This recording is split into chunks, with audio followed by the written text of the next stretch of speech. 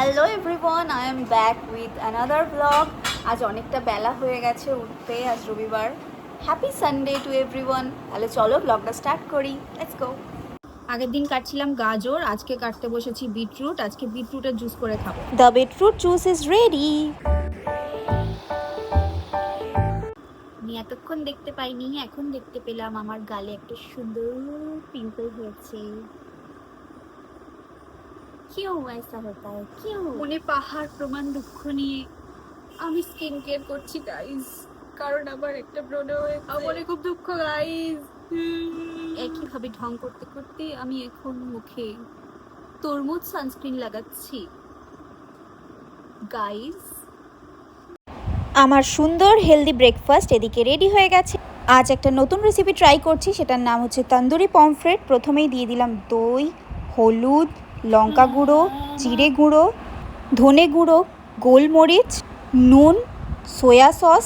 Next add করে নিচ্ছি তন্দুরি মশলা, বেসন, পেঁয়াজ, রসুন, লঙ্কা, আদার পেস্ট এবং তার সাথে পাতিলেবুর রস। সব কিছুকে ভালোভাবে হাতে মেখে নিচ্ছি। এরপর একে একে মাছগুলোকে এটা দিয়ে মিক্স করে নেব।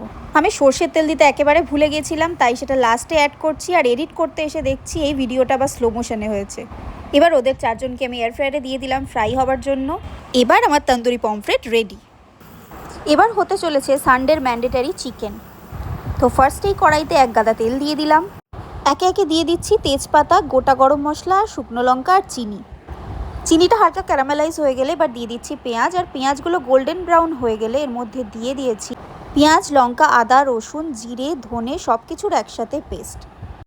এভাবেই মশলাটা কষাতে থাকার পর একে একে অ্যাড করব টমেটো, এবং আমি মাংসটা সিদ্ধ করে রেখেছিলাম সেটাও কিছুক্ষণ পর অ্যাড করে দিচ্ছি।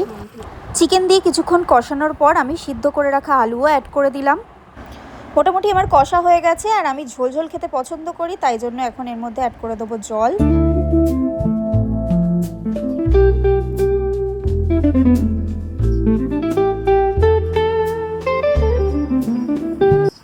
আজকে এক জায়গায় যাওয়ার প্ল্যান ছিল বিকালের পরেই, কিন্তু আমার এতটা শরীর খারাপ লাগছিল লাঞ্চের পর, জানি না কেন সাডেনলি আমার জ্বর এসেছিল।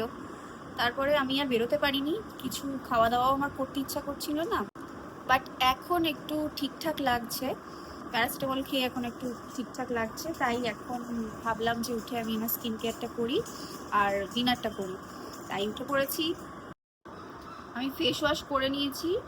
উঠতে তো আমার একদমই ইচ্ছা করছিল না, কিন্তু আজকে যদি আমি স্কিন কেয়ারটা না করে শুই, ব্যাস কালকে আমার ফেসে ভর্তি পিম্পল হয়ে যাবে। মানে খুব জ্বালাই এই স্কিনটা আমাকে, এর ভয় ভয় আমাকে সব সময় একে টেক কেয়ার করে রাখতে হয়।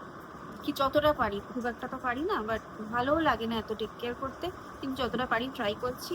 আজকে এই ক্লিয়ার জেল এপিটা আমি আমার পিম্পলের ওপর লাগিয়ে নিচ্ছি। পিম্পল ছাড়া যেটুকু বাকি আছে সেটাতে আমি পন্ডস সুপার লাইট জেল লাগিয়ে নিচ্ছি। That's it. এটা করে আমি ঘুমিয়ে পড়ব। ইয়েস।